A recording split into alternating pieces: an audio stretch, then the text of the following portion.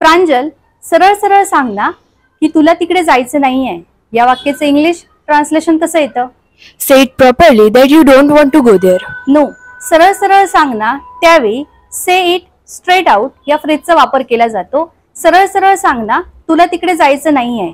Say it straight out that you don't want to go there. Okay, next. सरळ सरळ सांग ना की तुला माझ्यासोबत यायचे नाहीये. Say it straight out that you don't want to come with me. सरळ सरळ सांग ना की तू खोटं बोलत आहे. Say it straight out that you are talking lie. सरळ सरळ सांग ना की त्याने मला पैसे पाठवले नाहीत.